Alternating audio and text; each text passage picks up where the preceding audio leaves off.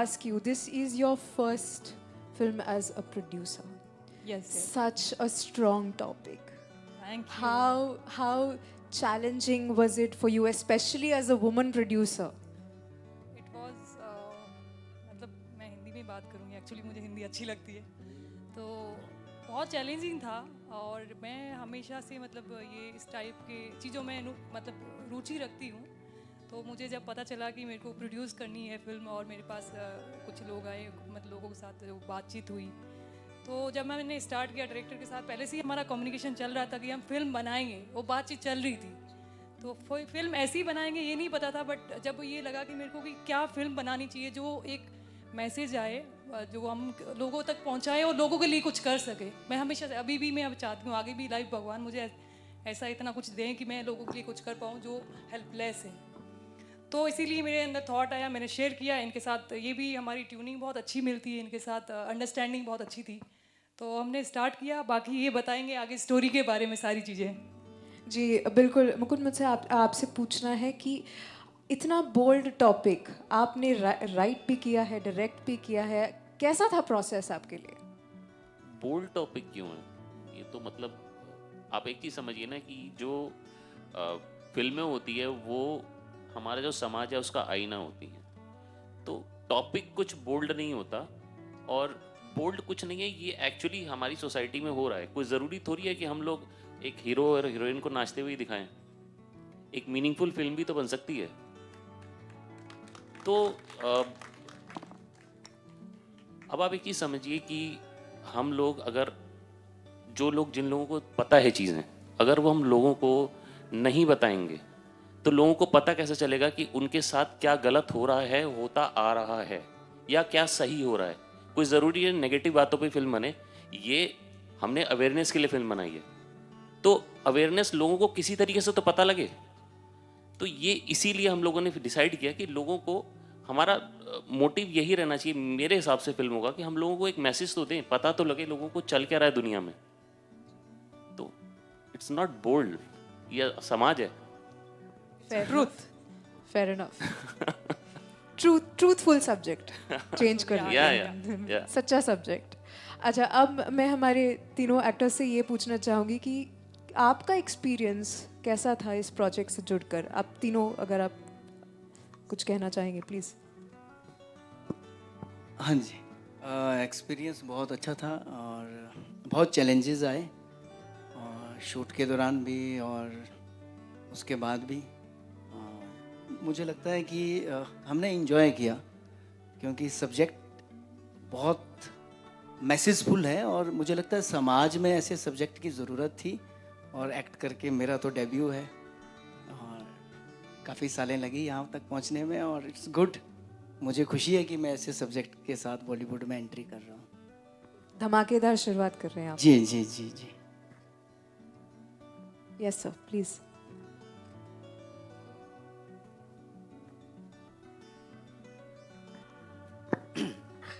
तो एक्सपीरियंस तो बहुत ही अच्छा रहा।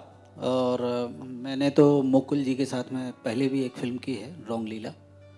तो उस फिल्म के बाद ये दूसरी फिल्म है मुकुल की, और मुकुल ने जब मुझे रोल बताया और बताया कि ऐसा ऐसा एक सब्जेक्ट है, इस पर मैं फ़िल्म बना रहा हूँ और ये रोल है आपका, तो नेगेटिव लीड का रोल था। मुझे बहुत अच्छा लगा और करने में भी मज़ा आया। काफ़ी चैलेंजेस थे, जैसा भूषण जी ने बताया कि हम लोग जहाँ शूट कर रहे थे वहाँ पे बहुत सारी लोकेशंस को लेके और बहुत सारे हौच पौच चल रहा था, क्योंकि हमको टाइम से कंप्लीट करना था अपना सब्जेक्ट। तो उस तरीके से काफ़ी चैलेंजेस रहे, लेकिन मैं दाद दूंगा सुहानी जी की, भूषण की, मुकुल जी की, इवन रवि और सारे प्रोडक्शन के लोग, डायरेक्शन के लोग, जिन्होंने जी जान लगा के रात दिन काम किया और इस सब्जेक्ट को आप लोगों के सामने पेश कर रहे हैं।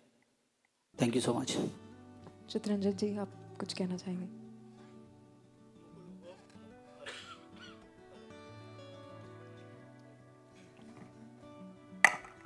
हेलो। हाँ, मुकुल को मैं भी पहले से जानता हूँ और मुझे पता था कि ये कुछ भी करेंगे बहुत अच्छा करेंगे। सो फर्जी के बाद मैं भी ढूंढ रहा था कि कुछ ठीक ठाक सा काम मिले तभी मैं करूँ, कि मैं कुछ भी करना ऐसे मैं करता नहीं एज एन एक्टर। तो एक दिन भाई साहब आ गए मेरे पास और उन्होंने ये सब्जेक्ट के बारे में बताया।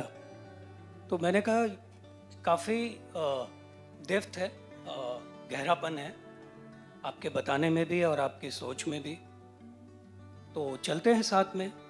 मैं लेंथ बड़ा ढूंढ रहा था कि कैरेक्टर कोई बड़ा मिले मुझे, लेकिन लेंथ कम हो के भी ये इतनी बड़ी बात कह रहा है फिल्म में।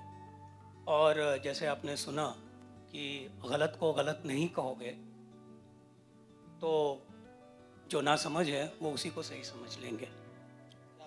तो इस तरह की लाइन मिलना एक्टर के लिए और एक मैसेज और एज एन एक्टर कैरेक्टर को समझ के लोगों तक पहुंचाना डायरेक्टर और प्रोड्यूसर जो चाहते हैं, वो जिम्मेदारी मेरी थी। तो जहाँ तक हो सका मैंने करने की कोशिश की है। बाकी तो फिल्म देखिए, 16 तारीख को है। धन्यवाद। Thank you so much. मेरा आपसे फाइनल सवाल, जिसके पहले कि मैं मीडिया को ओपन करूँ, ये है कि आप क्या चाहेंगे कि ऑडियंसेस ये फिल्म से क्या वापस लेकर घर जाए? क्या थॉट? देखिए, वापस लेके जाने के लिए एक ही थॉट है कि भाई ये जो कुछ चल रहा है हमारे समाज में वो शांत रहे, सब लोग साथ में रहें, चैन से रहें, और ये जो पॉलिटिकल लफड़ों में पड़ के लोग जो आपस में पंगे करते हैं वो ना करें। अवेयरनेस लेके जाएं, सीख के जाएं कि आसपास क्या है, वो थोड़ा अवेयर हो जाए। एक्चुअली जो चीज़ टॉपिक हमने उठाया इसके बारे में ज़्यादा लोगों को नहीं पता है। मुझे लगता है कि भारत में 10% लोगों को ये बात पता होगी। तो इसी फिल्म के बाद 10% भी नहीं है, एक्चुअली 1% भी नहीं है जिनको पता है इस बारे में, इन चीज़ों के बारे में किसी को नहीं पता। मतलब आप एक चीज़ सोचिए कि एक कानून है जिस कानून में क्रिमिनल भी वही है, जज भी वही है, कोर्ट भी वही है, सब कुछ वही है। तो ऐसा कानून हो कैसे सकता है? पहली बात तो यह, कौन से दुनिया में कौन सा ऐसा देश है जहाँ पे ऐसा कानून हो सकता है? सोच के देखिए, किसी भी देश में नहीं, सिर्फ हमारा देश ऐसा है जहाँ पर ये कानून है। क्यों है पता नहीं। क्योंकि यहाँ मुझे लगता है कि लोग इतने अवेयर नहीं है। जो पब्लिक में बहुत ताकत होती है। भारत में अगर आज सरकार भी चलती है तो लोग डिसाइड करते हैं, भारत के लोग डिसाइड करते हैं कि कौन रहेगा। तो मुझे लगता है कि लोगों में इतनी ताकत होती है, अगर लोग एक साथ इकट्ठा होकर आवाज़ उठाएंगे, जो अन्याय हो रहा है, चीज़ें हो रही है, तो मुझे लगता है कि चेंज होना चाहिए। तो इसीलिए हम लोगों ने कनेक्ट किया है कि लोगों को हम बताएं कि क्या है आखिर पलायन कब तक। ओके, ऑन दैट नोट मैं अब Q&A के लिए ओपन कर रही हूँ। Members of the media please हाथ उठाएं, या आपको माइक पहुँचा दिया जाएगा।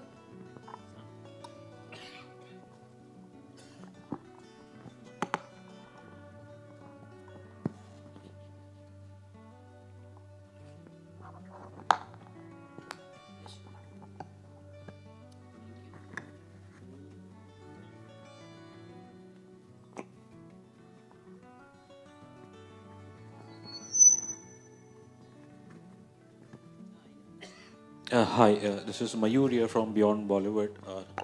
ट्रेलर ऑब्वियसली बड़ा इंटरेस्टिंग है, विषय थोड़ा कंटेंशियस है, और मेरा सवाल डायरेक्टर साहब और प्रोड्यूसर दोनों से है। आई थिंक ट्रेलर में एक बड़ी अच्छी लाइन है कि असली पत्रकारिता, तो हमारी भी यही कोशिश रहती है टू डू ट्रू जर्नलिज्म। मैं उम्मीद करता हूँ जो मेरा सवाल है वो एक ट्रू जर्नलिस्ट का ही सवाल है। और ये विषय ऐसा है कि आई थिंक इसे सामान्य भाषा में कहे तो लैंड ग्रैब कहे, बट इसके साथ किसी कम्युनिटी को जोड़ देना वो कितना रिस्क रहता है? देखिए, कम्युनिटी को जोड़ा नहीं गया। अगर आप कम्युनिटी को जोड़ने की बात कहोगे तो जिस कम्युनिटी के लिए बनाया गया है उसका लैंड क्या ग्रैब नहीं हो रहा? सोच के देखिए आप, अगर वो जो कानून है उसके लोग ये बोल दें कि ये शहर का ये पार्ट हमारा है, तो वो उनका हो गया। डजेंट मैटर वो किसी पर्टिकुलर कम्युनिटी का है या नहीं है, वो उनका हो गया। आप कोर्ट में भी नहीं जा सकते। तो किसी कम्युनिटी को जोड़ देना वो आप गलत कह रहे हो। उस कम्युनिटी के लिए बना है तो ऑब्वियसली उस कम्युनिटी के लिए नाम तो आएगा, आप क्या कर सकते हैं। ये लोगों की आवाज़ है, लोगों की बात है। ये कम्युनिटी की कोई ऐसी बात नहीं है जो गलत है और सही है, उसकी बात है ये। हम लोग बिलीव करते हैं कि जो गलत है वो गलत है और सही है वो सही है। हमने फिल्म में भी वही दिखाया है। मेरा एक दूसरा और आखिरी सवाल ये है, जो ऑब्वियसली मैंने खुद मेरे लाइफ में all these years living in Mumbai जो देखा है, ये रियलिटी भी है कि बॉम्बे के ऐसे कई इलाके हैं जहाँ पे सोसाइटीज़ में पर्टिकुलर कम्युनिटीज़ या उन्हें अलाउ नहीं करते हैं। तो आई थिंक ये भी शायद बिकॉज ट्रेलर में बड़ा खूबसूरत कहा है कि जो गलत है उसे गलत कहना चाहिए, तो आप इसकी भी निंदा करेंगे? Because Muslims are not allow in many societies in Bombay. Sir देखिए, मैं किसी कम्युनिटी का नाम नहीं लूँगा, बट आप हर शहर में 2 पार्ट बने हुए हैं। हिंदुस्तान के हर शहर में 2 पार्ट बने हुए हैं। एक पार्ट में कुछ लोग एंटर कर सकते हैं, एक पार्ट में तो कुछ लोग एंटर भी नहीं कर सकते। तो ये जो डिवाइड है ये क्यों है? कौन इंस्टिगेट करता है इस डिवाइड को? तो ये डिवाइड है, एग्जिस्ट करता है। और सर ये कौन से शहर में बेस्ड है ये कोई शहर हमने बेस नहीं किया है, ये हमने कोई नाम नहीं लिया किसी शहर का। This is just a incident. Thank you. Bharat के हर कोने कोने के हर अलग अलग जगह के हमने इंसिडेंट उठाया है इसमें। हर जगह की कहानी है, मतलब पूरे भारत की कहानी है। Hello, hi, I am from बजूका। Hi. I just wanted to know that क्या ये रियल लाइफ स्टोरी पे बेस्ड है या कुछ ऐसा है? बेस्ड नहीं कह सकते, बट इंस्पायर्ड है ऑब्वियसली। ट्रू इंसिडेंट से इंस्पायर्ड है, बेस्ड नहीं है। और सेंसर बोर्ड ने क्या पास कर दिया है फिल्म को कि जी क्या हाँ, है? जी हाँ। बिना एनी कट्स? नहीं, कट्स मिले हैं ऑब्वियसली, सेंसर बोर्ड का काम है कट लगाना, तो उन्होंने कट तो लगा दिए, जी। तो ठीक है।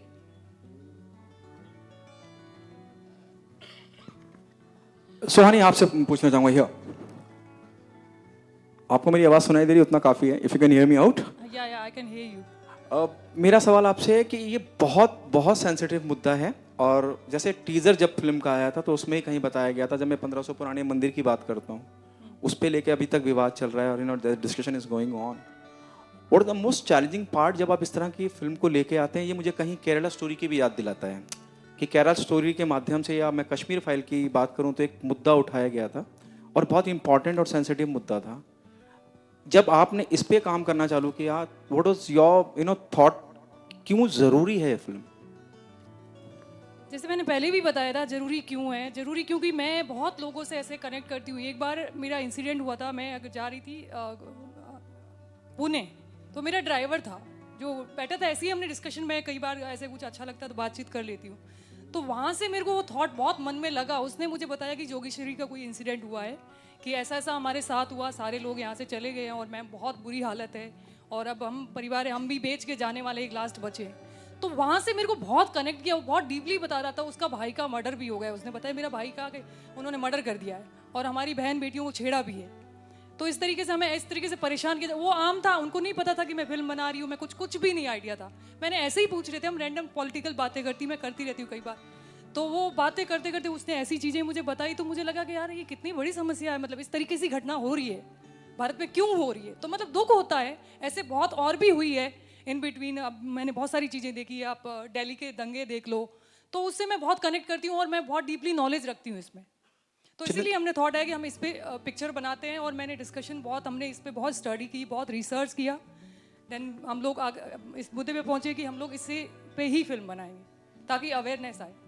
चित्रंजन सर, आपसे सवाल है मेरा। It's okay, as well you can hear me out. Farzi जैसी फिल्म और ना जाने कितनी अनगिनत किरदार जो आपने निभाए हैं, आप भले से दुनिया भर की स्टार कास्ट हो या मैं कहूँगा ए लिस्टर हो, आप अपनी मौजूदगी बड़ी शिद्दत से महसूस कराते हैं ऑडियंस को। ये अपने आप में एक बहुत सेंसिटिव मुद्दा है, और आप अगर ट्रेलर देखें या टीज़र देखें तो आपको कहीं एहसास होगा कि एक स्पेसिफिक सोसाइटी की बात करी जा रही है या लोगों की बात करी जा रही है। हालांकि डॉक्टर साहब ने जस्टिफाई किया कि सिर्फ ऐसा तो नहीं है कि एक्स के होते हैं और वाई के नहीं होते। आपके लिए क्या चैलेंजिंग था? और जैसे आपने कहा कि आप बड़ी चुनिंदा फिल्में करते हैं, what is the one thing which make you become a part of this project? क्योंकि सब्जेक्ट वाकई में बहुत सेंसिटिव है और बहुत इंपॉर्टेंट मुद्दा है जो एड्रेस होना चाहिए। नहीं, जैसा मैंने पहले भी कहा कि मैं चरित्र देखता हूँ कि मेरा कैरेक्टर क्या है और वो उसकी गहराई क्या है, और फिल्म में वो कहाँ एग्जिस्ट करता है और कौन डायरेक्ट कर रहा है। तो ये सब मुझे जब भी आप मेरा काम देखेंगे तो मैं बहुत मेहनत करता हूँ चरित्र के ऊपर। कि इसकी गहराई और इसके मर्म को कैसे पकड़ा जाए। तो बेसिकली इस कैरेक्टर के जो मर्म को पकड़ने की जो मैंने कोशिश की, उसमें मुझे ये लगा कि ये चरित्र मुझे करना चाहिए, और इन्होंने पूरी कहानी मुझे सुनाई। तो कुछ जगह ऐसा था कि मुझे लगा कि यहाँ स्ट्रगल हो रहा है कि मैं इस बात को कैसे सामने रखूं जिससे ये बात उस आदमी या जो व्यक्ति है वो ईमानदारी से कह रहा है। तो मैंने उस ईमानदारी को पकड़ने की कोशिश की। जब आप कैरेक्टर देखेंगे, वो बहुत सच्चा आदमी है, वो ऐसे करप्ट या इस तरह का कुछ नहीं है। तो वो कहीं ना कहीं एक अंदर मेरे भी रहता है कि करप्शन से बचा जाए, चाहे कैरेक्टर करते समय हो चाहे लाइफ में हो। तो वो कहीं ना कहीं वो मिल गया उस जगह पे, इसलिए मैंने ये किरदार किया। होप आपके सवाल का जवाब मैंने ठीक से दिया। हेलो, मेरा नाम सूर्य है, बॉलीवुड क्रेजी से। मेरा सवाल है एक्टर और डायरेक्टर दोनों से। सबसे पहले भूषण जी, आपसे सवाल ये है, आपने कहा कि आपकी डेब्यू फिल्म है और आपका जो किरदार है उसमें एक बहुत डेप्थनेस हमें नज़र आ रही है, और बाकी 3 मुझे लगता है मेन कैरेक्टर यहाँ पे, एक राजेश शर्मा सर का और एक आपका और एक हमारे पत्रकार जो प्ले करे सर उनका। तो आपका जो पर्टिकुलर रिसर्च वर्क था उसमें कितनी मेहनत लगी, एक तो वो सवाल है। प्लीज़ पहले उसका आंसर दीजिए, मैं फिर वैसे तो हम लोग, डायरेक्टर साहब भी मेरे मित्र हैं, हम लोग पिछले 3 साल से इस सब्जेक्ट पर रिसर्च कर रहे थे। तो मुझे पता था कि मैं इन्हीं के साथ डेब्यू करने वाला हूँ, तो मेरा करैक्टर बहुत थिन लाइन के साथ मुझे क्लियर पता था, और मैंने इसके लिए बहुत स्टडी की। मैंने बहुत सारी फिल्म्स भी देखी, बहुत सारी वर्कशॉप भी किए, और ये करैक्टर मेरे जो व्यक्तित्व है उससे बहुत डिफ़र है। मैं तो बहुत हंसने खेलने वाला इंसान हूँ, मगर इस पूरी फिल्म में ये जो करैक्टर है ये बहुत परेशान है, और एक्चुअली इसकी एक कहानी, अपनी एक जर्नी है, और जो इसमें जो मर्डर होता है उससे उसकी जर्नी कैसे कनेक्ट होती है वो इम्पॉर्टेंट है। तो पड़तालना है, और उस पड़तालना को वो कैसे अपने आप से कनेक्ट करता है वो आपको ट्रेलर में भी दिखा होगा। जब आप फिल्म देखोगे तो डेफिनेटली मेरा करैक्टर पर्टिकुलरली आपको पसंद आएगा। आपको लगेगा नहीं कि ये डेब्यू हो रहा है, आपको लगेगा कि मैंने बहुत काम किया है, मगर ऐसा नहीं है, मैंने थिएटर ही किए हैं ज़्यादातर। Thank you.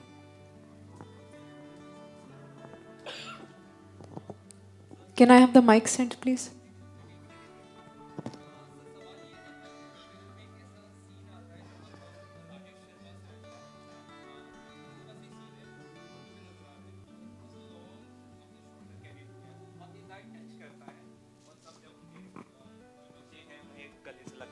बहुत ही ज़्यादा मुझे भी कनेक्ट किया वो सीन, और मुझे लगता है कि नॉर्मल जो पैटर्न हम देखते हैं ट्रेलर टीज़र में, तो उसके साथ थोड़ा सा अलग तरह से आपने वो एडिट किया है, तो मुझे अच्छा लगा वो। और एक और चीज़ जानना चाहूँगा आपसे, इस तरह के सब्जेक्ट को जब आप चुनते हो तो सी बात है, आलोचनाएं बहुत होती है, लोग काफ़ी कुछ इसके बारे में कहते हैं, तो कंट्रोवर्सीज का हिस्सा जो आप ऑलमोस्ट हो ही जाएंगे अब, उसके लिए कितना तैयार है आप, ये मैं जानना चाहूँगा। देखिए, हमने तो फिल्म बनाई है, कंट्रोवर्सी करने वाले कंट्रोवर्सी कर रहे हैं। हमने तो फिल्म बनाई है एक अवेयरनेस के लिए। अब अगर कोई उस पर कंट्रोवर्सी करता है तो उसमें हम क्या कर सकते हैं? हमने कोई कंट्रोवर्सी नहीं की है। हम सेंसर ने फिल्म में टोटल 20 कट्स मारे हैं, एक एक शब्द कटवा दिया उन्होंने, हमने वो शब्द भी काट दिए, हमें कोई प्रॉब्लम नहीं है। उसके बाद भी अगर कंट्रोवर्सी होती है, अगर समाज को एक आईना दिखाने में कंट्रोवर्सी होती है, तो वो कंट्रोवर्सी हमने नहीं की ना। हम कोई प्रोपेगेंडा, हम कंट्रोवर्सी प्रोपेगेट कर रहे हैं। एक तो आता है भाई टीम लगी हुई है पूरी कंट्रोवर्सी प्रोपेगेट करने में, हम लोग कोई कंट्रोवर्सी प्रोपेगेट नहीं कर रहे हैं। हम लोग सिर्फ टीज़र आया है, एक ट्रेलर आएगा, उसके बाद फिल्म आएगी, बस that's it. Rajesh sir shooting में बिजी हैं एक्चुअली, वो इसलिए नहीं आ पाए, उनका कंटिन्यूस शूट चल रहा है। हेलो, हाँ सर, सर वही है सर, शारिक फ्रॉम बजूका। सर आपसे एक और सवाल है कि सर मतलब आपको लगता है कहीं ना कहीं ये किसी एक पर्टिकुलर कम्युनिटी को इंस्टिगेट कर रही हैं ये फिल्म? आप जब फिल्म देखेंगे ना, तो उसमें जैसे नॉर्मली आप फिल्म में देखते हैं तो एक पर्टिकुलर कम्युनिटी को आप एक ईविल दिखा देते हैं। आप जब फिल्म देखेंगे तो आपको समझ में आएगा कि वो ईविल कुछ लोग ही होते हैं और वो हर सोसाइटी में होते हैं। तो वो कुछ लोग ही ईविल है। हमारी आप फिल्म देखोगे तो उसमें समझ में आ जाएगा आपको क्लियर कि कुछ लोग ईविल हैं और कुछ लोग अच्छे हैं। लेकिन एक आपको तथ्य बताता हूँ, जर्मनी में जब नाजी रूल स्टार्ट हुआ था तो नाजी जो थे वो टोटल 10 से 15% थे, लेकिन उन्होंने इतना बुरा हाल मचाया पूरे वर्ल्ड में कि कम से कम 50 लाख लोगों को मार दिया, क्योंकि वो लोग पावर में थे। ऐसे लोग अगर पावर में आते हैं तो वो तबाही मचाते हैं। सिर्फ इतना बताया गया फिल्म में। सर आपको लगता है कहीं ना कहीं ये पॉलिटिकल मतलब कि पॉलिटिक्स इस पे भी होगी, ये फिल्म के ऊपर भी आपको लगता है कहीं ना कहीं? अब वो पॉलिटिक्स वाले पॉलिटिक्स देखेंगे, हम तो कुछ नहीं कर सकते ना उसमें। जस्ट वन फाइनल क्वेश्चन एक मुझे भी ध्यान में आया, एंड मैं सिर्फ भारत की बात नहीं करूंगा लेकिन विश्व भर में देखे जहाँ ऑब्वियसली कॉन्फ्लिक्ट होती है, एथनिक कॉन्फ्लिक्ट्स, और although obviously we celebrate the cultural diversity of our country, but कहीं ना कहीं आई थिंक हम अपने इंडिविजुअल आइडेंटिटीज़ में like we are living isolated lives. क्या यही कारण है दुनिया भर में एथनिक क्लैशेस होते हैं? देखिए, इंसान है ना एक अजीब तरीके का जानवर है। उसको है ना अपना क्लैन चलाना है, हर इंसान को अपना प्रोपेगेंडा अलग चलाना है। तो जब तक इंसान है तब तक वो अपना प्रोपेगेंडा चलाएगा और लड़ाइयाँ होंगी ही होंगी। हम खुश होते हैं कि इस देश ने उसको मारा, हमारी आर्मी वहाँ जीत गई। मरा कौन? आदमी मरा ना। तो आदमी अपना प्रोपेगेंडा चलाता है, हर आदमी, चाहे वो अगर सड़क पे भीख भी मांग रहा है ना तो वो भी सोचेगा यार 2 आदमी तो अपने साथ मिला लूँ। चित्रन जी, इस सवाल पे कुछ आप कहना चाहेंगे? That while living in isolation वो सिर्फ डिवाइड क्रिएट करता है। आपसे पूछ रहे हैं? हाँ, यस सर। नहीं, देखिए, जब इन्होंने स्क्रिप्ट सुनाई ना मुझे, तो मैंने इनसे कहा भी, जब बातचीत चल रही थी, वर्कशॉप की हमने 2 दिन, तो जब बातचीत चल रही थी तो मैंने कहा कि ये फिल्म पीस की बात करती है और मैं उस सब्जेक्ट से जुड़ता हूँ जो पीस की बात करे, शांति की बात करे। तो इसलिए तो मैंने हाँ कहा इनको, क्योंकि इनका जो आइडिया था वो ये था, जो मैंने, बाकी लोग अलग अलग ओपिनियन दे रहे थे, मैंने कहा मुझे ये लग रहा है कि ये फिल्म पीस की बात करती है, शांति की बात करती है। तो ये मेरी ओपिनियन थी। थैंक यू जी, thank you. Lastly, Sohani ji, my name is Prabhat from Filmi Gyan. I just want to ask, in today's time, what about the independent producers and directors who want to make a project on their dependency? I mean, independent producer, हाँ मैं समझ गई। वो बनाना चाहे तो कैसे, क्या challenges आती है आपको? देखो, जब आपका पहले से सारी चीज़ें, पहले तो सबसे ऑनेस्टी होती है सबसे ज़्यादा। आप कोई भी काम के प्रति ऑनेस्टी से करते हो ना, तो मुझे लगता है कि चैलेंजेस बहुत आएगी, लेकिन आप पहुंच ही जाओगे। मेरे साथ भी ऐसा ही हुआ, जब मैंने शुरुआत की तो बहुत सारी चीज़ें आई, बट एक ऑनेस्टी थी अंदर से। बस वही होता है कि ऑनेस्टी से, विश्वास से निकल जाओ, कुछ तो होगा ही होगा। हो सकता गलत हो, सही हो, कोई एक्सपीरियंस होगा, लेकिन होगा ज़रूर। तो बाहर निकलना ज़रूरी है और चैलेंज एक्सेप्ट करना चाहिए। मुझे लगता है चैलेंज लेना चाहिए। और मैं हमेशा से, बचपन से मेरा ड्रीम था कि मैं कुछ बड़ा करूं, बड़ा करूं। भगवान ने पता नहीं ऐसा डिसाइड किया कि मैं बॉम्बे आ गई और फाइनली आपके सामने हूं। और भी बहुत सारी फिल्मों का प्लान कर रही हूं। भगवान ने चाहा ये बहुत अच्छी सक्सेसफुल फिल्म हो, क्योंकि ये एक हमने बहुत ही इमोशनल फिल्म बनाई है जो लोगों को कनेक्ट करेगी। जो लोगों के साथ बीती है वो लोग इससे कनेक्ट करेंगे। जब पूरी फिल्म देखेंगे तो उनको बहुत अच्छा लगेगा, उनको जस्टिस लगेगा। मुझे लगा कि वो देख के समझेंगे और लोग, मुझे हो सकता है उनके साथ आएँ, उनका साथ दें, और जो अन्याय हो रहा है, जो चीज़ गलत है, उसको गलत सब बोलें। तो हम लोगों ने ये इस पर्पज़ से फिल्म बनाई है। तो चैलेंजेस आते हैं, बट चैलेंजेस मुझे लगता है कि अगर आप बाहर निकलते हो तो चीज़ें हो जाती है और कर लेते हो आप। Thank you. हाँ, जस्ट आई थिंक अभी शायद ये भी पता चला कि आप, ऑब्वियसली आपने भी जिक्र किया डायरेक्टर साहब ने, कि ऑब्वियसली CBFC के द्वारा कट्स, कुछ शायद 20 कट फिल्म में हुए हैं। I'd like to ask the director as well as the producer, तो क्या इन कट्स का कहानी पे कितना प्रभाव पड़ा? कट्स का कहानी पे कोई प्रभाव नहीं है। उन लोगों को छोटे छोटे शब्दों से भी दिक्कत होती है। उनके कुछ गाइडलाइंस हैं, उनको वो फॉलो करना पड़ता है। तो अब उनकी गाइडलाइंस हमने तो पढ़ी नहीं है, हमने उन्हें कुछ शब्द डाल दिए, वो शब्द उनको पसंद नहीं है तो हमने वो घुमा के डाल दिए। कुछ उनको, जैसे हमने कुछ गवर्नमेंट के बारे में बोल दिया तो वो उनको, उनके गाइडलाइंस में आप नहीं बोल सकते, तो उन्होंने काट दिया। तो 20 कट ऐसा नहीं कि फिल्म पूरी आधे घंटे की कट गई, मुश्किल से 2-3 मिनट का कुछ कट लगा हुआ, दैट्स इट। तो मतलब क्रिएटिवली उस कहानी की सोल इंटैक्ट रही है। या डेफिनेटली डेफिनेटली। और ऐसा नहीं कि सेंसर बोर्ड कोई हैवान है, राक्षस है, वो ऐसा है नहीं, वो भी इंसान ही है, इंसानों की तरह बात करते हैं, लेकिन अब उनका गाइडलाइंस है, उनको फॉलो करना पड़ेगा, और हमारा काम है आप उनकी गाइडलाइंस को फॉलो करते हुए अपना घुमा के अपना प्रोडक्ट निकालना, तो हमने वो निकाल दिया। Okay, so well said. या producer, would you like to add something? हाँ, सेंसर संस्था है, और संस्था हमारे जैसे लॉ होता है, कानून होता है, तो कानून के हिसाब से ही वो काम करता है, तो उसकी गाइडलाइन होती है, हो सकता है उसको जो लगता है सही, हम कई बार ऐसा सोचते हैं कि नहीं हमने जो किया वो सही है, बट उन्होंने जो किया हमने उनकी आज्ञा का पालन किया, क्योंकि हमारे लिए बहुत ज़रूरी है कि जो भी लॉ होता है हम फॉलो करते हैं, आपको पता हम सब फॉलो करते हैं, तो उसी हिसाब से वो। Like as an independent producer कई बार ऐसे सुनने में मिलता है कि शायद कुछ जो बड़ी फिल्में रहती है बड़ी प्रोड्यूसर्स की, उनके लिए शायद कहीं ना कुछ एक आध फिल्मों के लिए थोड़ी लीनियंसी हो जाती है, देखने को मिलती है, बट जब बात आती है इंडिपेंडेंट फिल्म मेकर्स प्रोड्यूसर्स की तो उन्हें बड़े चक्कर खाने पड़ते हैं, क्या ये सत्य है?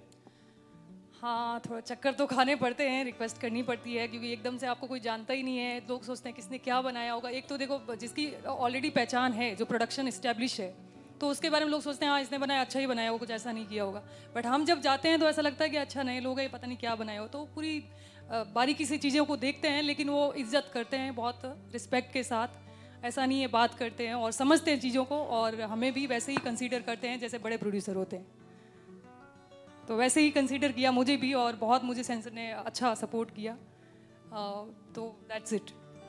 मेरा सवाल डायरेक्टर साहब से है। जितेंद्र सर ने कहा कि the film talks about piece and harmony, लेकिन जब आप ट्रेलर देखते हैं तो आपको कुछ और ही समझ में आता है कि कुछ और ही चल रहा है, you know, might be your marketing strategy और समथिंग।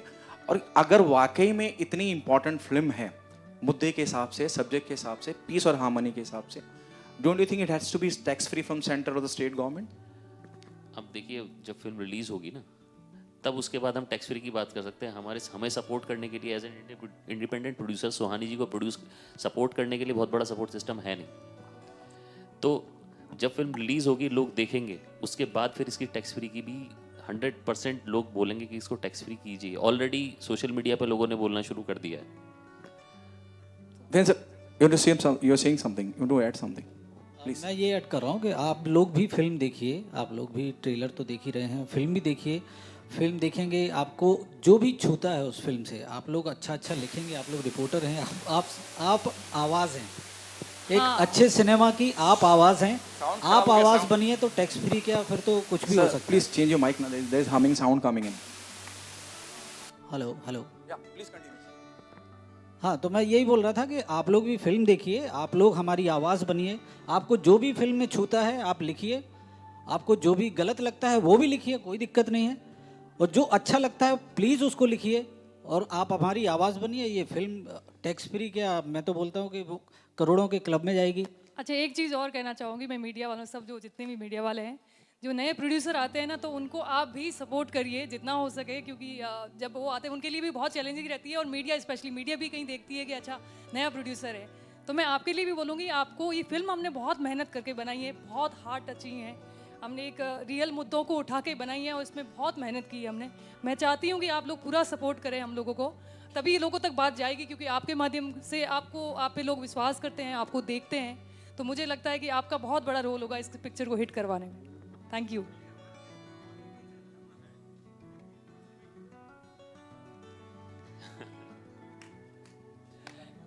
देखिए, बात यहाँ पे धर्म की नहीं हो रही, यहाँ पे बात हो रही है पॉलिटिकल जो सिनेरियो हमारे देश का है, उसकी वजह से ये सब कुछ चीज़ें होती हैं।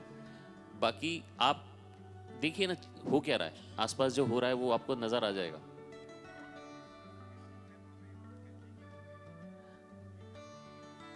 देखिए, आप पर्टिकुलर एक मुद्दा है, एक पर्टिकुलर मुद्दा होता है, आप उस मुद्दे को लेके फिल्म बनाते हैं। ये देखिए, कश्मीर फाइल्स और केरला स्टोरी के आसपास आप जब फिल्म देखेंगे आपको समझ में आएगा कि ये प्रॉपर एक सिनेमैटिक फिल्म है, ये सिनेमा है, ये कोई प्रोपेगेंडा प्रोपेगेट करने के लिए नहीं फिल्म बनाई है, प्रॉपर सिनेमा है।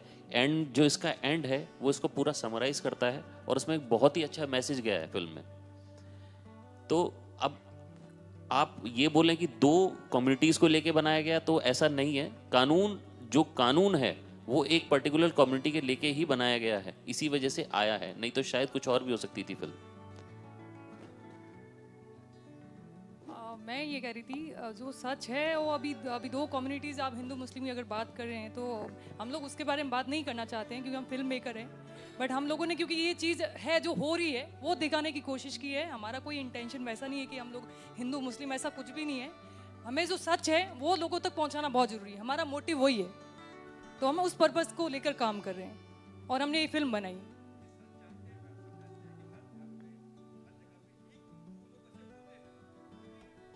तो एक दो लोग ही दिखाए हैं हमने, तो ज्यादातर एक दो लोग जो उनके पीछे और जितनी भी गैंग है ना वो ही दिखाए हैं हमने। आप जब फिल्म में देखोगे ना तो एक ही आदमी है जो सब कुछ कर रहा है, वही ये बैठा है यहाँ पे। एक ही है, वो यही कर रहा है जो कुछ कर रहा है, यही है, पकड़ लो इसको भी, यहीं पे इस आदमी को।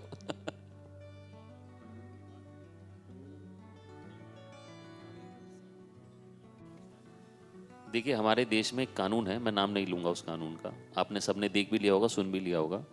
वो कानून ये है कि अगर वो एक बोर्ड बनाया गया है 1995 में, उसको और दांत दे दिए गए हैं, और वो दांत इतने पहने हैं कि अगर वो आज ये कह दे कि ये बिल्डिंग उसकी है तो ये उसकी हो गई। आपको उसको साबित नहीं करना, उसको उस बोर्ड को ये भी नहीं बताना कि क्यों हो गई, उसकी हो गई। और उसके बाद आप court, high court, district court तो छोड़िए, हाई कोर्ट में भी नहीं जा सकते। और अगर आप उस हाई कोर्ट, अगर आपको कुछ करना है तो उन्हीं के आप जाके अपील करोगे, उनके जो एक ट्रिब्यूनल होता है वहाँ जाके अपील करोगे आप। उस अपील में अगर उनको लगा कि नहीं भाई हमने तो जब गलती से कर दिया तो ठीक है, नहीं तो आप फिर सुप्रीम कोर्ट जाओगे। और आप एक चीज़ सोचो, सुप्रीम कोर्ट जाने के लिए सुप्रीम कोर्ट की लॉयर की जो फीस होती है, एक आम आदमी का पूरे साल का खर्चा होता है, वो इनकम होती है, तो आम आदमी जा पाएगा वहाँ पे? तो ऐसा कानून बना कैसे सकता है? सोच के देखो, ऐसा कानून कैसा बन सकता है? मैंने तभी तो बोला था कि क्रिमिनल भी वही, कोर्ट भी वही, वकील भी वही और जज भी वही। तो क्या मतलब हमें तो समझ में नहीं आई ये बात। आम आदमी लड़ेगा कैसे उससे? आप ही सोचो। और एक मजे की बात और बताता हूँ, हाई कोर्ट की जमीन जो है वो वक्फ बोर्ड ने अपनी बोल दी, वो सुप्रीम कोर्ट में गया, हाई कोर्ट की देखो इन्होंने हमारी जमीन ले ली। तो आप इससे बड़ा जोक और क्या होगा? इंदौर का म्यूनिसिपल ऑफिस, हमारे देश का पार्लियामेंट, अंबानी का घर, ये सब क्लेम किया हुआ उन्होंने। तो ये लोग को, इन लोगों का तो कुछ नहीं बिगड़ सकता, बट जो आम आदमी वो तो गया ना। बड़ों वाले जो बड़ों की जो होता है कब्जा वो पता है, और छोटे जो होते हैं उनको कोई सुनता नहीं है, उनकी बात तो पहुंचती नहीं है वहाँ। कहाँ पहुंचे, कौन सुनेगा? तो उनकी तो, बड़ों की तो बात आ ही जाती, सामने कोई लॉयर भी आ जाता है। तो बड़े लोग, छोटे लोगों के लिए कोई नहीं, वो बेचारे वहीं सफ़र करते हैं, वो किस तरीके से ट्रैवल करते हैं वही हमने इस पिक्चर में दिखाया है। उनका दर्द जो कैसे वो हैंडल करते हैं उस टाइम में, सिचुएशन जो उनके ऊपर ऐसी आ जाती है। तो वो फिल्म हमने, आप जो फिल्म देखोगे तो आपको पता चलेगा उसके बारे में। जिन लोगों के पास ताकत होती है ना, वो किसी भी हद तक चले जाते हैं, और वो हद यहाँ पर दिखाई गई है इस फिल्म में। और वो हद किस तरीके से वो हद दी गई है, उनके पास है नहीं, उनको दे भी दी गई है, तो वो इस फिल्म में दिखाया गया है एक्चुअली। ओके, एक फाइनल सवाल मैं लूँगी अगर कोई है तो। फाइनल सवाल प्लीज़।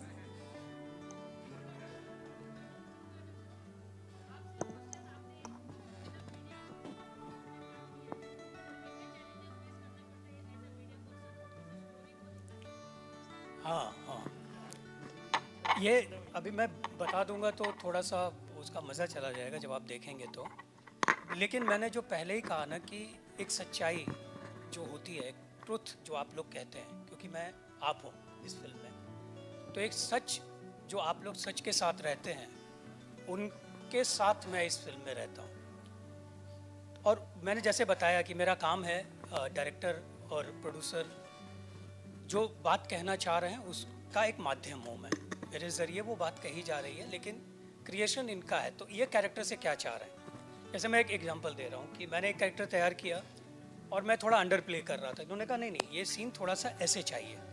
तो मुझे भी लगा ये मेरे लिए चैलेंज है कि हाँ ये कैरेक्टर इनके माइंड में ऐसा है, तो मैं इसको इस सच्चाई के साथ ही करूँ ताकि वो कहीं से भी, मैंने जैसे पहले भी कहा कि करप्ट ना लगे। और वो ऐसे ही है, आप चरित्र को देखिए, बहुत मुश्किल काम है आप लोग का चरित्र करना, बहुत मुश्किल काम है, बहुत मुश्किल काम है। Thank you, thank you, thank you. Thank you so much. इसी के साथ हम Q&A समाप्त करते हैं। मैं रिक्वेस्ट करूंगी स्वानी, इफ़ यू आप कुछ कहना चाहेंगे मीडिया को। मीडिया को जैसे मैंने पहले भी बोला है, ये फिल्म एक सामाजिक मुद्दा है और इस सामाजिक मुद्दे को जितना हो सके आप लोगों का सहयोग करें आप, क्योंकि ये जन धन की आवाज़ है, ये उन लोगों की कहानी है जिन लोगों की कहानी आप तक नहीं पहुंचती है। तो हमने इस फिल्म के जरिए आप तक पहुंचाने की कोशिश की है, तो उन लोगों की आवाज़ आप बने और इस फिल्म को इस तरीके से आप जहाँ भी आप राइट करते हैं, लिखते हैं, लोगों के पास पहुँचाते हैं, जो आपका वे है आप पहुँचाइए और लोगों की आवाज़ बनिए। मैं चाहती हूँ, क्योंकि बहुत लोग, मैं कुछ लोगों से ऐसे मिली हूँ जब हम फिल्म कर रहे थे, उस दरमियान भी मेरे लोगों से मुलाकात हुई जो पीड़ित हैं, जिनको जिस तरीके से मतलब प्रताड़ना हो रही है, जो चीज़ें हो रही है उस इलाके से, कैसे वो अपने पुरानी जगहों से, जो मतलब होता है ख़ानदानी, आपका दादा वहाँ रहे, तो एक इमोशन होता है हमारा ना, जहाँ रहते हैं घर से। अगर मैं राजस्थान से हूँ, मैं यहाँ रह रही हूँ, लेकिन मेरा दिल वहाँ रहता है। मैं यहाँ काम कर रही हूँ, बट मैं वहाँ जाने के लिए तरसती हूँ कि मैं वापस जाऊँ, क्योंकि मेरा काम है तो इधर रहना पड़ता। तो वो छोड़नी जगह को, उधर मातृभूमि को, जिस जगह आप रहते हो, तो वो बहुत टफ होता है, आप जानते हो ये चीज़ सब। तो मैं चाहती हूँ जन धन की आवाज़ बने और इस फिल्म के जरिए इस फिल्म को प्रमोट करें, ताकि सब लोग जान पाएँ कि ऐसे भी कुछ लॉ बने हुए हैं जो देश के लिए सही नहीं है, जो लोगों के लिए सही नहीं है। और जैसे आपने अभी किसी ने, मीडिया पर्सन ने पूछा था कि वो रात लास्ट में एक रोते हुए सीन है, वो रोना वही है जो आदमी अपना घर छोड़ने पर मजबूर होता है तो वो रोता है, कितनी बुरी तरीके से रोता है वही दिखाया गया है। जैसे हम जब मैं एक्टिंग भी कर रही हूँ इस फिल्म में, तो मेरे को जब मुकुल जी ने बोला कि आपको रोना है, मैं साथ में बहुत सारी जिम्मेदारियाँ चल रही थी उस वक्त, मैं जब शूट कर रही थी, तो वो सीन वो मेरे को पता ही था, मेरे को तो ऐसे ही रोना, क्योंकि मैं वो जो ये स्टोरी है ना उससे इतनी कनेक्टेड थी। मेरे को उन्होंने बोला, ये सरप्राइज थे कि ये कैसे हुआ। आप जो भी सीन देख रहे हैं, रो रहे हैं, एंडिंग भी हमारा है जो, उसमें भी हम लोग रियल में, राजेश शर्मा भी रोने लगे थे, लिटरली उनकी आंखों में इतने आंसू मैं देख के और ज़्यादा रोने लगी। तो हमारे लिए वो कि कनेक्शन पूरा बिल्ड किया इन्होंने, स्टोरी की इतनी अच्छी लिखी कि हम लोग, अब आप लोग जब फिल्म देखोगे तो आप सब लोग मीडिया वाले, आपको बहुत अच्छी लगेगी, आप भी कनेक्ट करोगे। तो इस तरीके से हम लोगों ने ये फिल्म बनाई है। Thank you so much. So members of the media, कुछ देर पहले किसी ने पूछा था कि क्या ये सच्ची घटनाओं पर आधारित है, तो ये घटनाएं क्या है, ये क्यों इम्पोर्टेंट है आप सबके लिए लाना। मैं हमारे डायरेक्टर साहब से रिक्वेस्ट करूँगी, प्लीज़ आप बताएं इसको विस्तार में। देखिए, जब हमारा टीज़र रिलीज़ हुआ तो 1-2 दिन तो लगता ही है, लेकिन धीरे धीरे हमारे पास सोशल मीडिया पर मैसेज आने शुरू हुए, कुछ लोगों के फ़ोन आए कि ये तो हमारे साथ हो चुका है, ऑलरेडी हो चुका है। तो कुछ लोग आज यहाँ पे उपस्थित हैं जिन लोगों के साथ ये हुआ है, तो मैं उनको बोलूँगा कि आप लोग स्टेज पे आइए और अपनी ज़रा बात कहिए, प्लीज़ प्लीज़। आपका स्वागत है, आप सब लोग ऊपर आइए।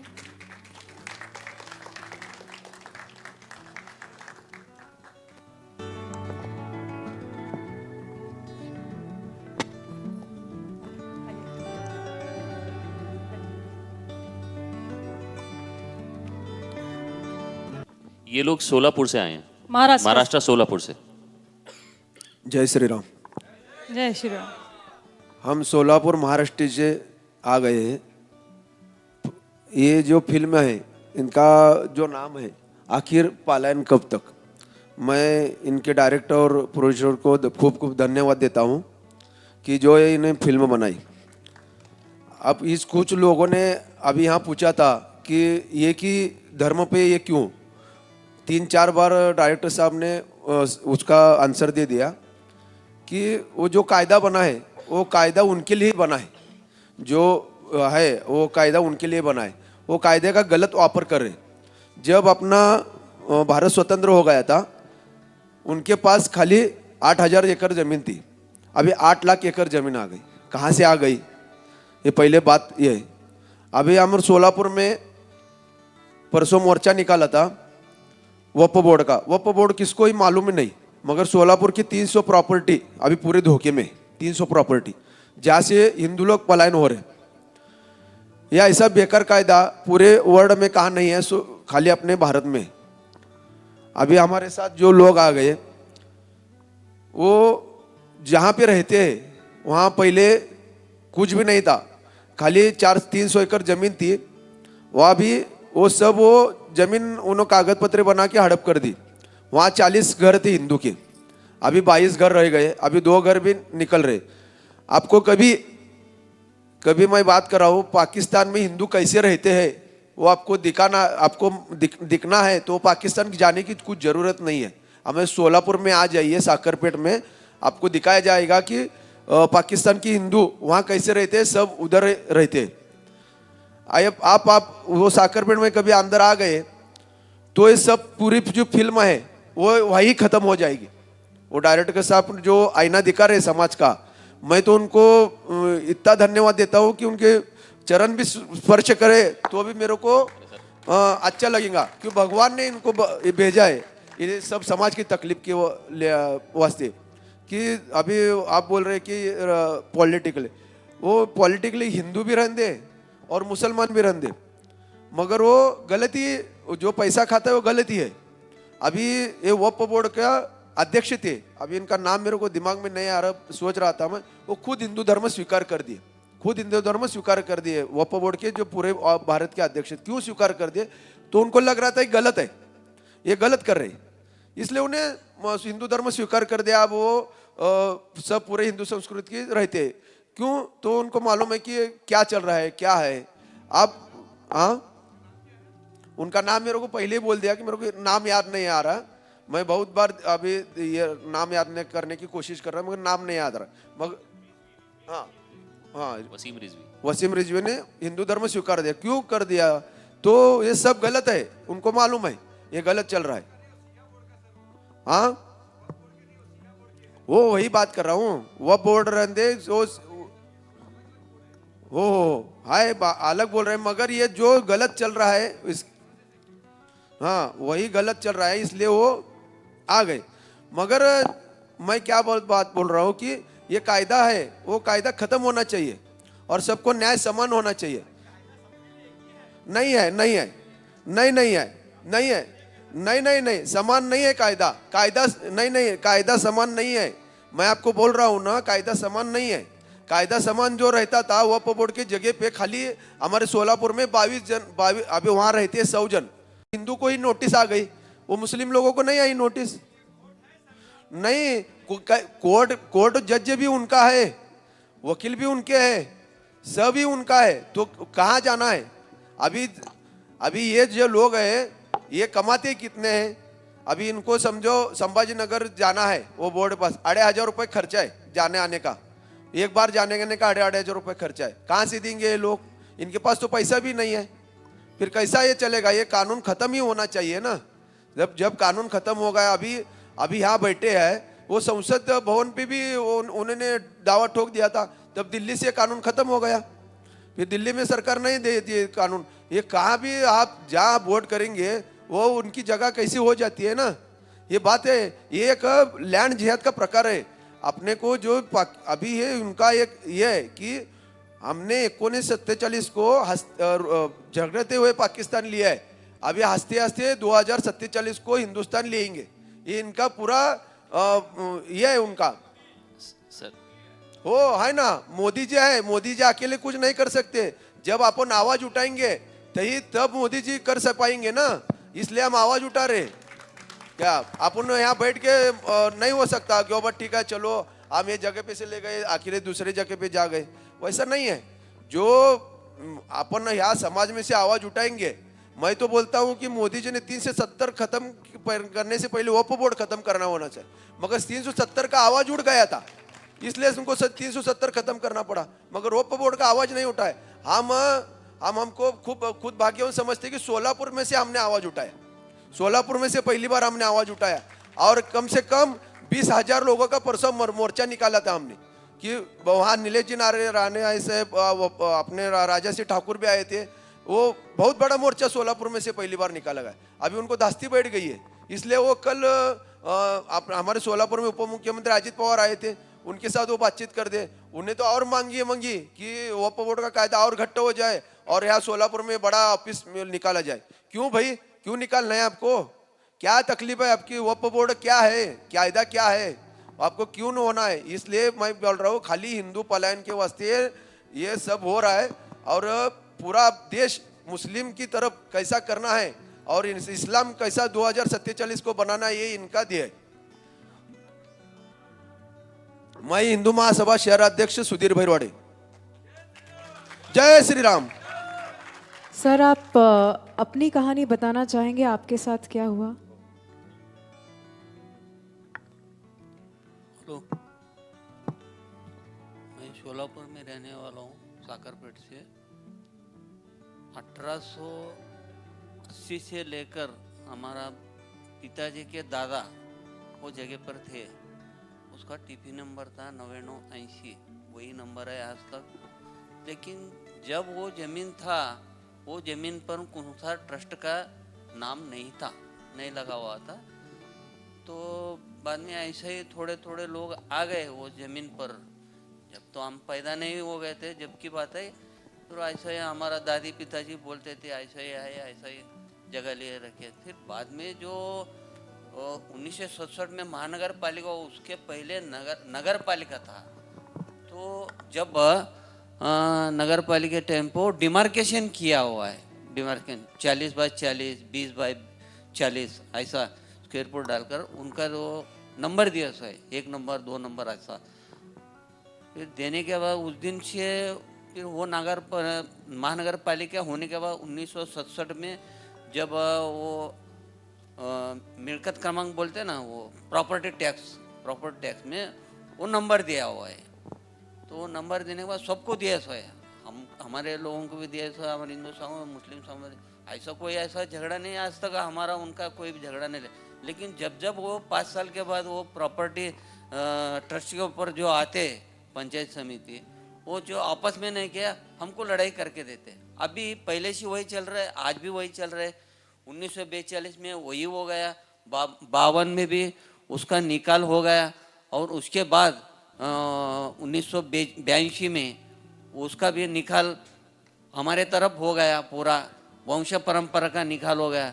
उसके बाद और मेरे ऊपर और केस दर्ज किए थे उन्होंने, वो 2003 में वो हम आपस में बिठा दिए।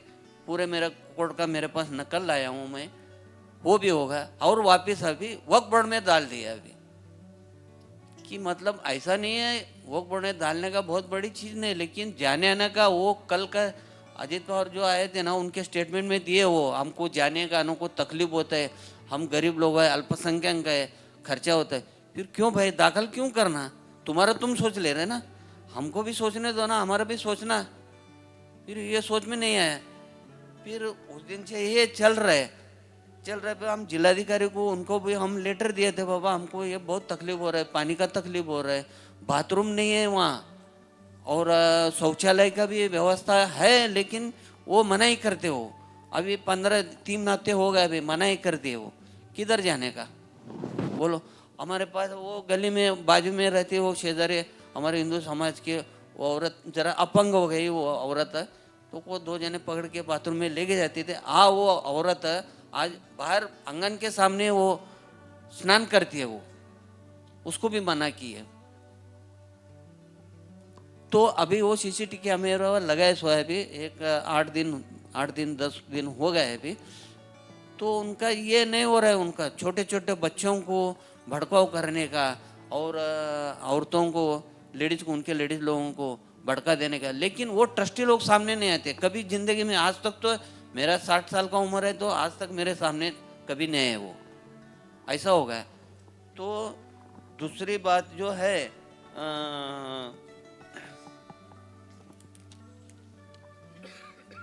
मेरा नल कनेक्शन को जो अर्ज दिया था, मेरे पास नल नहीं है सार्वजनिक का, तो मैं अर्जी दिया था, अर्जी देने वो मना ही कर दिया, लेटर दिए कॉरपोरेशन को, इनको कनेक्शन नहीं देने का। तो 2003 में जो हमारा कोर्ट में जो करार हो गया, वो पंच कमेटी का हम 2 भाई, हमारा भांजा था, वो हम सब जने मिलकर इसके ऊपर साइन कर दिए पेपर के ऊपर कोर्ट में। इसमें मेरे पास है पूरा नल कनेक्शन देने का, इनको मोबाइल, वंश परंपरा रहने को मोबाइल, संडास बाथरूम जो भी है उनको वापर करने के लिए वो भी मोबाइल है, सब लोग एक में सब पूरा इसमें कोर्ट के सामने हो गया है।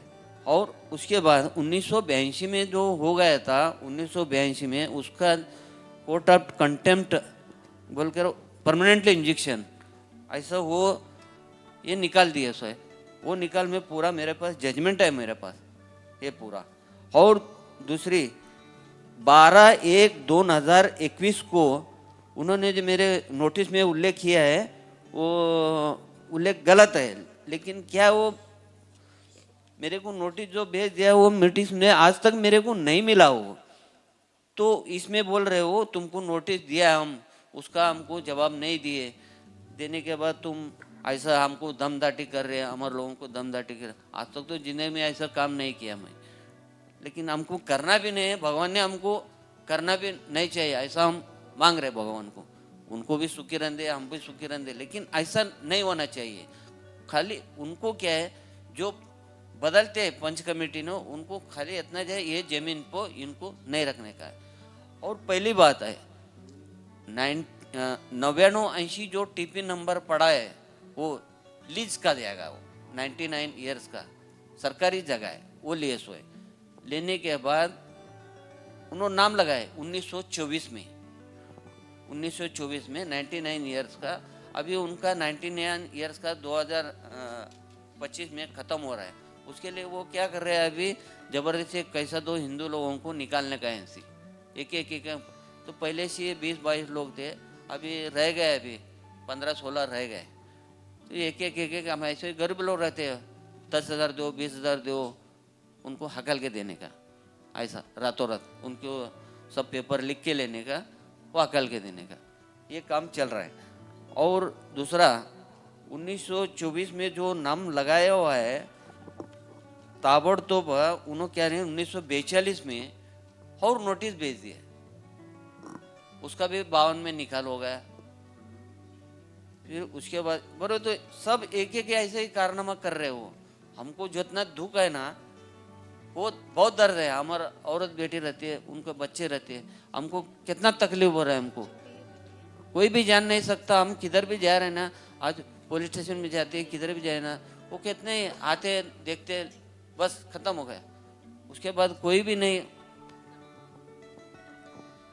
सर सॉरी, मैं आपको ज़रा बीच में टोकूंगी क्योंकि ये कहानी बहुत ही गहरी है, बहुत लंबी है, तो हम पूरी डिटेल्स में नहीं जा सकते आज, लेकिन हमारे साथ बहुत और भी लोग हैं जिन पर ये गुजरा है, तो मैं उनको स्टेज पर बुलाना चाहूँगी ताकि सब देख पाएँ। सब कंफर्टेबल नहीं है अपने चेहरे दिखाने के लिए कैमरा पर। अब आप लोग ये सोचिए कि ये लोग जो आपके सामने खड़े हैं ये सुप्रीम कोर्ट में कैसे जाएंगे, मतलब इन लोगों की सुनने वाला भी कोई नहीं है, ये कहाँ जा सकते हैं? ज़्यादा से ज़्यादा पुलिस स्टेशन, और हद से हद हुआ तो डिस्ट्रिक्ट कोर्ट, वहाँ पे कोई है ही नहीं, सुनवाई नहीं, आप जा ही नहीं सकते हो, उनका कोई उनका अथॉरिटी ही नहीं है इसको करने की, कोई नहीं सुन सकता, किसी का कुछ नहीं है, मतलब हाई कोर्ट तक में अपील नहीं है। आप सोचिए कैसे ये लोग अब बचेंगे उस चीज से। अगर एमएलए ये सब होते तो ये आज इनको मुंह छुपाना नहीं पड़ता, ये डर है इनको कि कहीं कैमरा में आई फोटो ना आ गई तो फिर जीना मुश्किल ना हो जाए, तो इसीलिए हमने ये फिल्म बनाई है ताकि हम ये इससे असलियत पता चले कि क्यों इतने लोग दुखी हो रहे हैं और आज ये चेहरा नहीं बता पा रहे हैं। तो इसी फिल्म के जरिए आपको पता चलेगा, ये फिल्म बेस्ड ऑन इन लोगों पे ही आधारित फिल्म है, इनकी हकीकत आप तक पहुंचाएगी। मतलब इनकी हकीकत जितनी आपको दिख रही है उससे कहीं ज़्यादा दर्दनाक है। आप सोच के देखिए, बिना टॉयलेट के लेडीज़ कैसे बाथरूम में जा सकती हैं, आप सोच के देखिए एक बार ज़रा। और इनको इजाज़त नहीं है अपनी प्रॉपर्टी में बाथरूम बनाने की। कैसे जिएंगे ये लोग? अब इनकी आवाज़ कौन उठाएगा? कोई बोलता ही नहीं है, बोलना ही नहीं चाहता।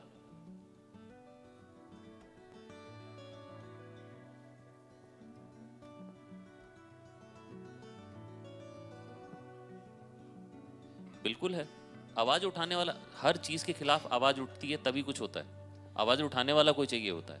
अभी हमें ये है कि हम आगे ऐसी फिल्में बना पा रहे हैं, नहीं तो ये पहले चलता तो बहुत सालों से आ रहा है लेकिन हिम्मत नहीं हो पा रही थी, कोई भी मेकर ऐसी फिल्में इन लोगों पे नहीं बना रहे थे क्योंकि हिम्मत ही नहीं थी। आज इतना है कि आज हम सेफ है कि ऐसी फिल्में बना के आप तक पहुंचा पा रहे हैं, लेके आए, आज यहाँ खड़े हैं। अदरवाइज तो मुझे नहीं लगता आज 2024 में भी हम ऐसी फिल्में मतलब बना पाते। हाँ, उस पर भी हमारे ऊपर टैग लगता है कि इन्होंने प्रोपेगेंडा बनाया है। मैं कमेंट देख रही थी, हमारा टीजर बहुत वायरल हो गया है, तो उसके नीचे बहुत लोग, जो जितने भी लोग एक कम्युनिटी मैं कह सकती हूँ लेफ्ट विंग जो है, वो टूट पड़ा हुआ है, मैसेज कर रहे हैं कि इन्होंने कुछ ऐसा बनाया है। क्यों भाई, रियलिटी को दिखाते तो हम ऐसा बनाया है, मतलब दिस इज वेरी बैड। जब आप इसको इनका पेन आप फील नहीं कर सकते, वहां तक नहीं पहुंच पाओ, आप ट्विटर पे बैठे हो, आप कहीं पे बैठे हो, आप कुछ भी बोल रहे हो, ऐसा थोड़ा ही होता है। तो ये है कि मैं ये कह सकती हूँ 24 में हमें इतनी हिम्मत है कि आज हम ऐसी फिल्में बना पा रहे हैं, अदरवाइज मुझे नहीं लगता हम कभी बना पाते, या फिर ये ऐसे ही रोते रोते इनकी पीढ़ियां खत्म हो जाती, और खत्म हो भी गई है। जी, thank you. Thank you so much. Thank you हमारे गेस्ट को हमें ज्वाइन करने के लिए। मैं हमारे स्टारकास्ट से रिक्वेस्ट करूंगी प्लीज़ सेंटर पे आ जाइए ताकि हम एक ग्रुप फोटो करें।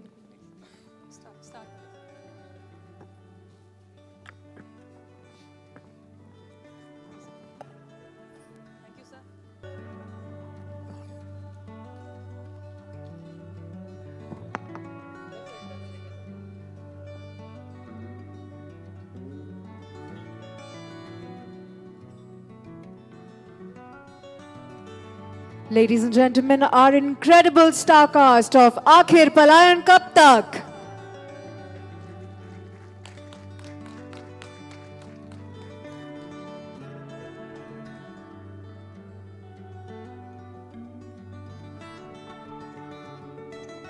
आज हमारे दो मेन एक्टर यहाँ पे नहीं है, क्योंकि राजेश शर्मा जी को मैंने फ़ोन किया, वो बोल रहे हैं मैं एक्टिंग वहाँ पे हिमाचल में शूट कर रहा हूँ कि नहीं आ पा रहा हूँ। और एक ब्रिजेश कार्नेवाल करके हैं, उन्होंने बहुत बेहतरीन काम किया है, वो भी यहाँ पे नहीं है, हम लोग मिस कर रहे हैं उनको।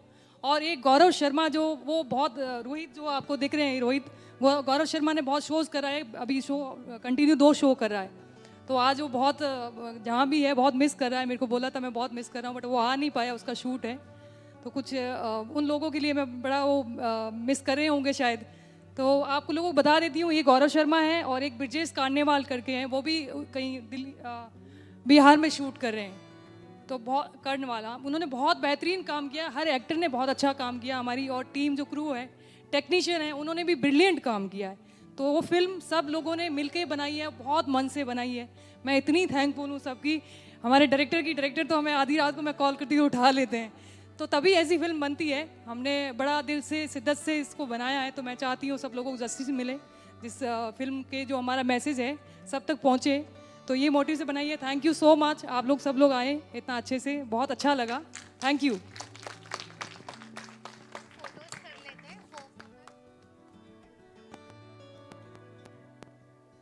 जितने भी लोग आए हुए हैं यहाँ पे, सब लोग बोलते हैं कि फिल्म जब बनाते हैं, तो मैंने बहुत ये सुना है कि हीरो होना बहुत ज़रूरी है। नए प्रोड्यूसर आता है तो वो फेस करता है, जब फाइनेंस पार्ट हो कोई भी हो तो बोलते नया हीरो लेकर आओ, हीरो होना चाहिए फिल्म में। मुझे लगता है कि हमारी स्टोरी हीरो होनी चाहिए। हीरो सही अच्छी बात है अपनी जगह, मैं सबकी रिस्पेक्ट करती हूँ, लेकिन हमारी जो हमने कॉन्सेप्ट जो बनाया ना, वो अपने आप में हीरो है। तो मैं इस पर नहीं जाती हूँ, अच्छे एक्टर हैं उनको मौका मिलना चाहिए। बहुत ब्रिलियंट एक्टर है हमारी फिल्म में, जो भी एक्टिंग की है, जितने भी एक्टर हैं मैं उन सबकी रिस्पेक्ट करती हूँ, बहुत ही ब्रिलियंट काम किया है। तो हीरो से ज़्यादा मुझे लगता है हमें स्टोरी पे ध्यान देना चाहिए। जो स्क्रिप्ट होती है ना, वो आजकल अपने आप में हीरो होती है। आजकल लोग, ऑडियंस इसको प्यार दे रही है, मुझे बहुत अच्छा लगा। ऐसी ही हमारी जो स्टोरी है अपने आप में हीरो है प्लीज़, और बहुत लोगों की आवाज़ है ये, आप जितना हो सके उसको सपोर्ट करिए। ये मत जाइए कि इसमें हीरो नहीं है, क्योंकि मैंने बहुत फेस किया है चीज़ कि इसमें हीरो नहीं है, हीरो नहीं आ रहा है। हम लोग सब जो पीछे खड़े हैं सब हीरो हैं, सारे टेक्नीशियन होते हैं जो शिद्दत से काम करते हैं, वो भी हीरो होते हैं। तो सब लोगों की इज्जत होनी चाहिए, मुझे ऐसा लगता है। Thank you.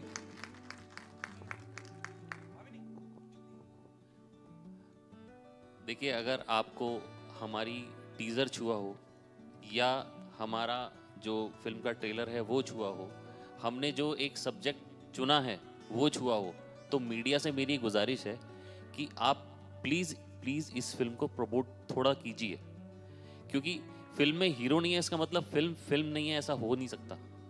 फिल्म होती है, फिल्म में हीरो नहीं है इसका मतलब फिल्म, ऐसा नहीं है कि फिल्म नहीं है, फिल्म है। और हमारी फिल्म जो है वो हमारी फिल्म की कहानी हीरो है। Thank you.